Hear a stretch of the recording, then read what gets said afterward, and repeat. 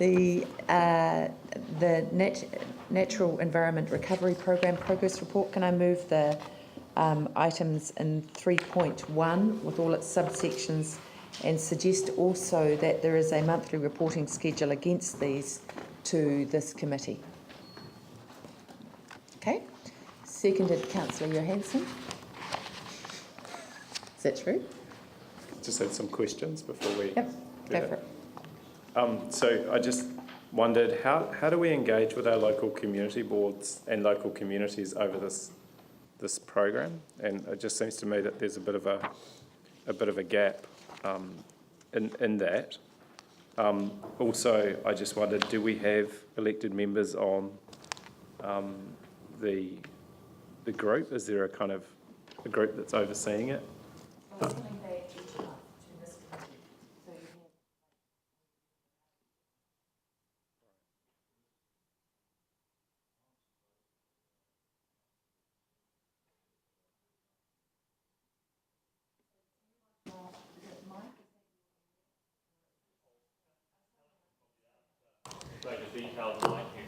The Natural Environment Recovery Program has a technical advisory group that meets monthly and oversees the program, and there are no elected representatives on that group. They're all officers from the various organisations involved.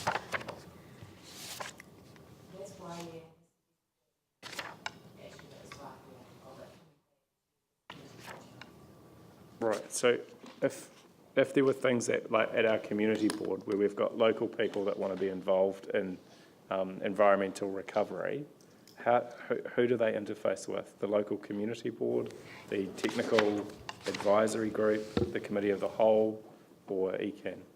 I'm not clear. Or the strategic, what is it? The strategic advisory committee, the recovery strategic advisory committee.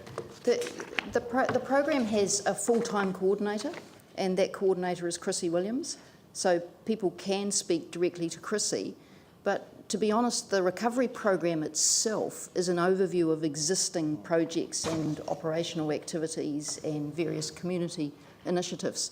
So people are usually involved at that next level down, if you like, the projects and the things that are actually happening, rather than the overview program, which is mostly monitoring and connecting and looking for synergies and putting people together.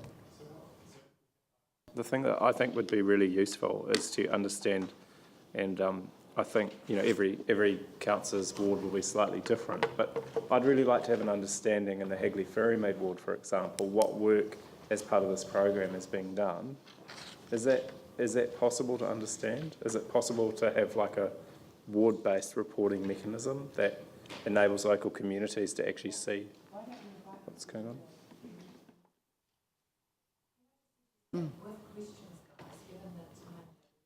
Today, that you actually suggest the solution that you want in association with the question? Yeah, so the solution was a ward-based reporting framework that enabled local community boards and communities to see progress. But I mean, the community board can invite Chrissy if you like. I just, this is very good at a high level, but in terms of understanding it locally, what's happening on the ground, it's quite hard to see.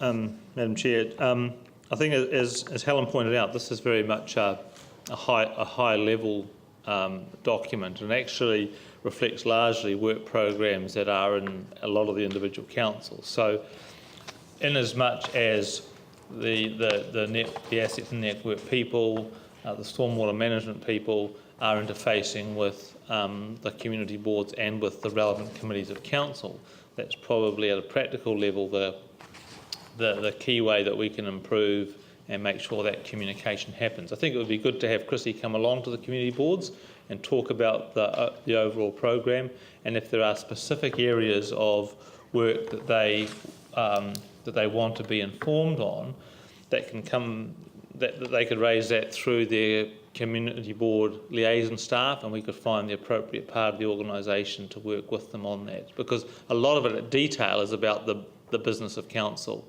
the stormwater management business, the ecological restoration work, that sort of thing.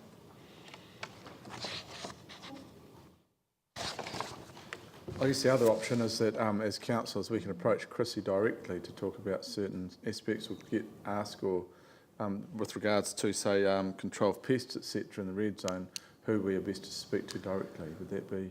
Well, I mean, the answer Chrissy is likely to give you in detail is to say, well, actually, you should go back to your own council because that's what's doing that. So Chrissy is very much coordinating and reporting across the whole program and across the councils. I think the key thing might be, and perhaps this is a suggestion, if you invite Chrissy out, we could make sure that staff go out with her to the relevant community board. If there are any particular issues raised, we could then come back into the organisation and find the right people to talk at detail to them. Because I think while Chrissy can give an overview, she'll point back to the councils as being the relevant bodies to communicate that. So if the community boards wish to do that, we can certainly arrange for her to go around and meet with each of you and have staff attend that as well.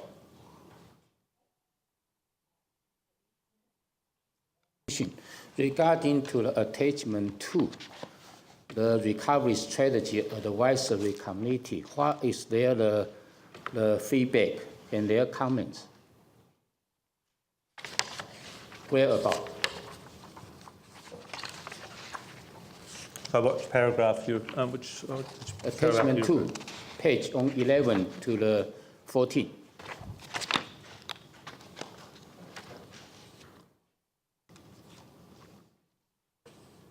I mean, it's after presentation to this, the Recovery Strategy Advisory Committee group, what is their comments and the feedback?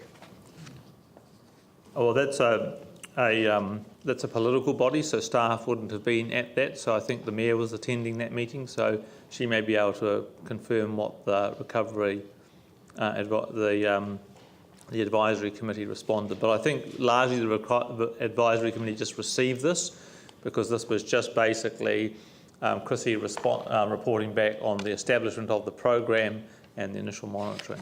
Yeah, but the feedback and also the comment is most important. As a councillor-elect member, we didn't get involved in this one, so we would like to, know what this strategy group, their comments, and also the feedback.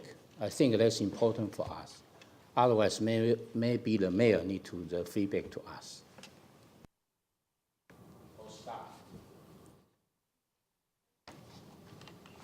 Look, Michael, I like your suggestion that the specifics around these projects, that they be dealt with through the community boards, and we'll be involved with that too, of course, because some, definitely need attention to, and like on page, for example, I don't expect you to answer this at all, but on page 7 was around the stormwater management around catchments, and for example, my area on Worsley Spur, the sediment goes into the Cashmere stream. It's been doing it for years. It's a paper road that that four-wheel drivers use regularly and churn the sediment up, just adding, increasing the problem. That kind of thing, that's one example. And then there's another one too on page 9 in relation to promotion of signage on the Port Hills, which it says is urgent. And it's just to make sure that, in fact, how we get those things done. Having a few of us, it's great the tracks are open, but being up there, I know that the signage is paramount, especially if a fog comes down and stuff. So I think, but I just want to say, working with the community boards and staff and NERP and via Chrissy Williams, that would be great, and we'd be pleased to be part of that process. Okay, no, that would be good. We'll do that.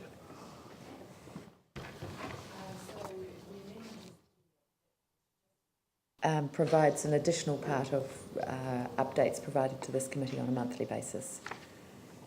Okay. Chair, I'm concerned, particular concern, because the once a month, the quizzes she present to the kind of advisory committee, but the comments and the feedback that's important, whether we can get this information as well. Otherwise, just one way the presentation only, especially. The reporting schedule for the program is 3 monthly. Yeah, so we'd only be able to report on our own stuff.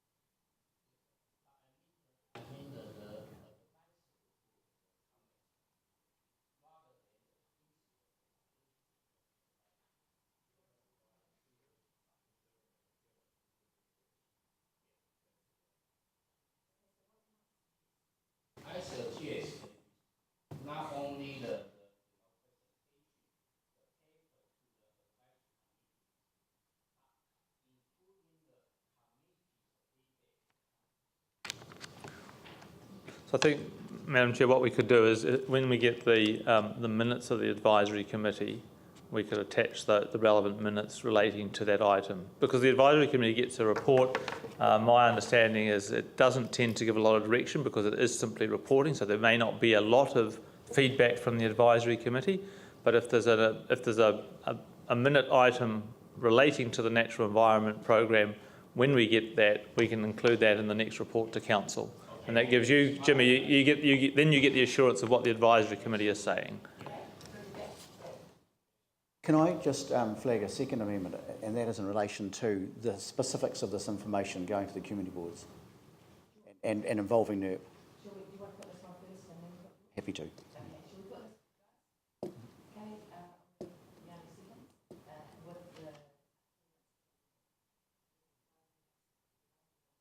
And so, just to be clear, they only get an update once every 3 months.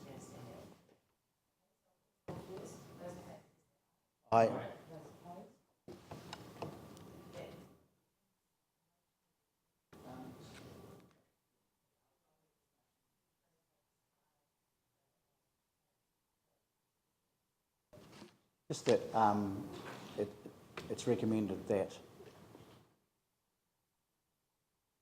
the NERP reports are received by the community boards, and there'll be discussion with NERP. How do we put Chrissy Williams' title? I've forgotten what that is. With Chrissy Williams, yeah. NERP coordinator. And NERP coordinator. And appropriate city council staff.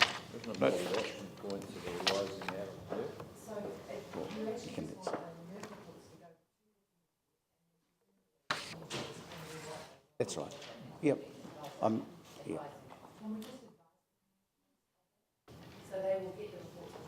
I think we can, but I think we need to make sure it happens, and I guess we're asking council staff to support that too.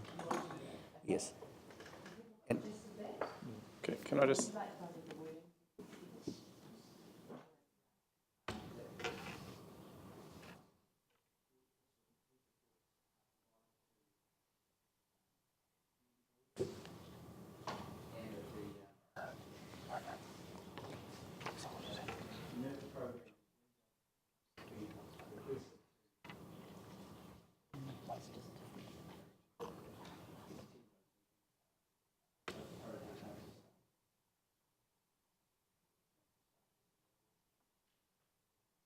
Phil, I don't want to be difficult, but given that I raised this concern to start with, I just think, given that it's coming back every month, I think what I'd really like to see is, a reporting structure to community boards that's relevant, not at the really high global level, but about local things that are happening in the area. If I give you an example, I think we got like 1 day's notice, and I don't even know if the community board were invited to go to the second stage of the Avon River Park, where all the sediment's been taken away from the river. So there might be very local things that are relevant to local community boards, and that's what I'd be interested in, not the whole thing.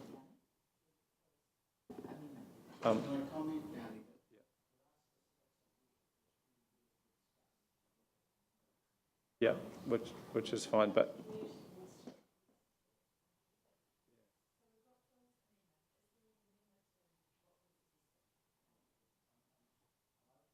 yeah, I just think that we ask staff to consider, as part of the regular reporting, the way in which community boards can receive information in a ward-relevant manner.